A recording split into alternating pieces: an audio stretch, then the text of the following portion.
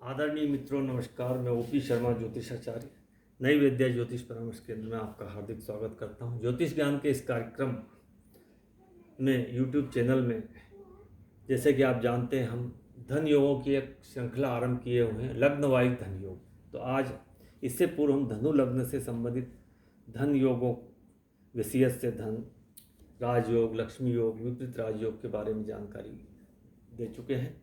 आज हम मकर लग्न से संबंधित जो धन योग बनते हैं उसके बारे में जानकारी दे रहे हैं। तो मित्रों, धन योग जो है वो धन भाव, धन जब के लिए हमें धन भाव से संबंधित जो ग्रह है उसको, पंचम भाव से संबंधित ग्रह और भाग्य भाव से संबंधित ग्रह एवं लाभ भाव से संबंधित ग्रहों को देखना पड़ता है, क्योंकि ये केंद्र भाव जो होता है विष्णु भाव होता है, और ये त्रिकोण भाव है लक्ष्मी भाव है, और ये इनकम भाव है, और ये धन भाव। तो इस कुंडली में जो धनेश, पंचमेश, भाग्येश और लाभेश जो है, उनके स्वामियों का राशि परिवर्तन, युति एवं दृष्टि संबंध होने पर धन योग बनता है।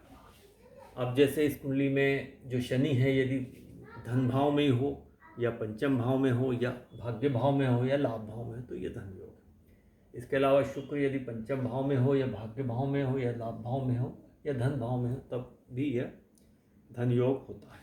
या बुध यदि भाग्य भाव में हो या लाभ भाव में हो या धन भाव में हो या पंचम भाव में हो, तब भी यह धन योग है। इस या मंगल यदि लाभ भाव में स्वराशि का हो, ये मंगल धन भाव में हो या पंचम भाव में हो या भाग्य भाव में हो, तब भी यह धन योग बनता है। या लाभेश जो है वो यहाँ उठकर धन भाव में बैठ जाए, या धनेश शनि लाभ भाव में बैठ जाए, तो ये बहुत बड़ा धन योग कहलाता है। तो मित्रों, इस प्रकार से ये धनेश, लाभेश, पंचमेश और भाग्येश, इसमें शनि, शुक्र, बुध एवं मंगल अपने राशि परिवर्तन के द्वारा या इन्हीं भाव में युति करके या बैठकर या राशि परिवर्तन करके दृष्टि के द्वारा धन योग निर्माण करते हैं।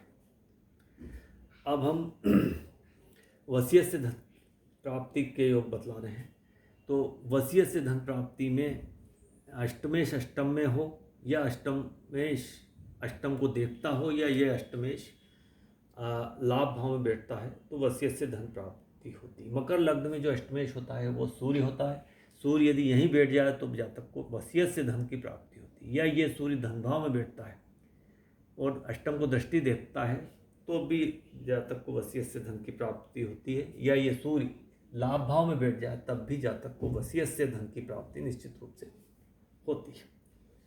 अब हम राजयोग की बात करते हैं। तो मित्रों, शनि यदि यहाँ पर लगन में बैठा हो तो ये शशि योग है।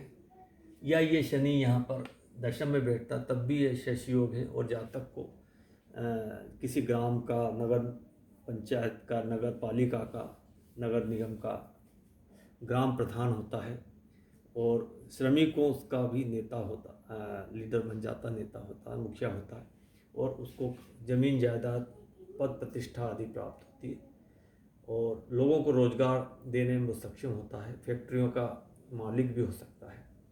तो ये शशि योग बनता है। उसी प्रकार यदि मंगल यहाँ पे चतुर्थ भाव में बैठ जाए, तो जातक जो है वो रुचक राजयोग बनता है कुंडली में, और जातक को आर्मी, पुलिस में उसको उच्च पद प्राप्त होता है, प्रशासन में अच्छी पद प्रतिष्ठा प्राप्त होती, धनवान होता है। यदि गुरु यहाँ पर बैठ जाए, तो ये गुरु हंसी राजयोग का निर्माण करता है, और जातक बहुत विद्वान होता है, शास्त्रों का ज्ञाता होता है, प्रोफेसर, लेक्चर हो सकता है, धर्मात्मा व्यक्ति होता है, धार्मिक विचारों का होता है, और बहुत ही मान सम्मान, धनवान, स्त्री सुख, पुत्र सुख, तमाम उसको सुख सुविधाएं प्राप्त होती है, प्रसिद्ध होता है। या शुक्र यदि यहाँ बैठ जाए तो अमला योग बनता है, और जातक को इसमें भी धन और पद प्रतिष्ठा, लग्जरी जीवन उसका होता है। या चतुर्थेश मंगल जो है वो पंचम में बैठ जाए, पंचमेश शुक्र जो है चतुर्थ में बैठ जाए, तो केंद्र त्रिकोण राजयोग बन जाता है, और जातक को धनवान होता है, वाहनों का सुख प्राप्त होता है, प्रॉपर्टी का सुख प्राप्त होता है। इसी प्रकार से कुंडली का जो धर्म भाव का स्वामी या नवम भाव या भाग्य भाव का स्वामी बुध है, वो कर्म भाव या दशम भाव में बैठे, या दशम भाव या कर्मेश का स्वामी शुक्र है वो भाग्य भाव में बैठ जाए।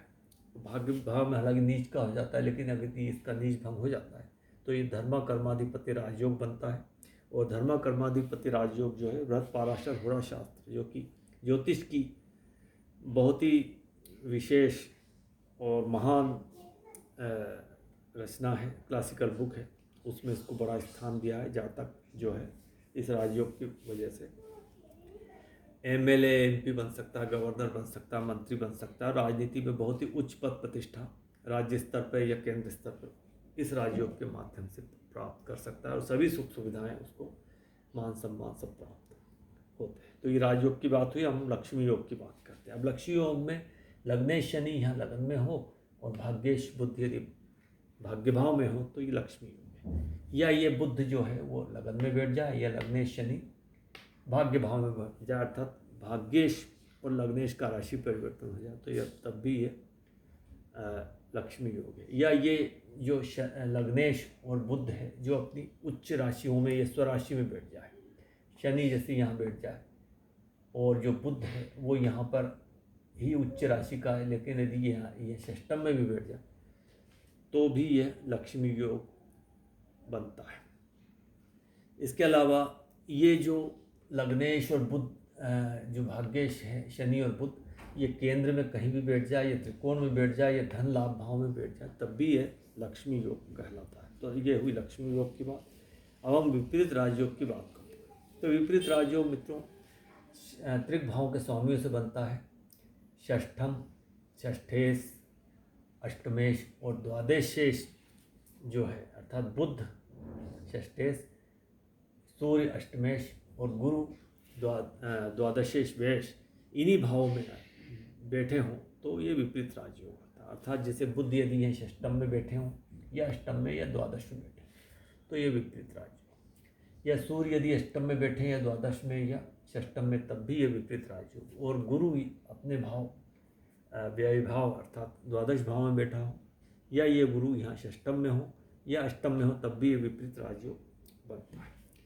तो विपरीत राजयोग में जातक को धन संपदा प्राप्त होती है, धनवान होता है, पद प्रसिद्ध होता है। लेकिन मित्रों जो ये त्रिक भाव होते हैं षष्टम, अष्टम और द्वादश, ये रोग भाव भी होते हैं। यहाँ से बीमारियाँ होती हैं, क्यूरेबल डिसीज बोलते हैं उसको, और यहाँ इनक्यूरेबल डिसीज होती है। और ये अस्पताल का भाव है। अस्पताल में अगर बीमार हो गए तो अस्पताल में भर्ती होना पड़ेगा, अस्पतालों के चक्कर लगाकर उस पर धन व्यय बीमारी के इलाज में कराने पड़ते हैं। तो यदि ये भावों के स्वामी एक दूसरे के भाव में बैठते हैं तो जातक को रोग अवश्य हो जाता है, रोगी होता है, बीमार होता है। तो ऐसे में लग्नेश का मजबूत होना अत्यंत आवश्यक है। अगर लग्नेश मजबूत है तो बीमारियों से वो लड़ सकता है, मुक्त हो सकता है। तो मित्रों इस प्रकार से ये मकर लग्न के धन योग, वसीयत में धन प्राप्ति के योग, राजयोग, लक्ष्मी योग, विपरीत राजयोग से संबंधित संक्षिप्त जानकारी दी गई। मित्रों वीडियो यदि इन्फॉर्मेटिव लगता है तो आप वीडियो को लाइक कीजिए, वीडियो को शेयर कीजिए और इस चैनल को सब्सक्राइब कीजिए। मित्रों आपने वीडियो पूरा देखा इसके लिए मैं आपको धन्यवाद देता हूँ। बहुत बहुत नमस्कार।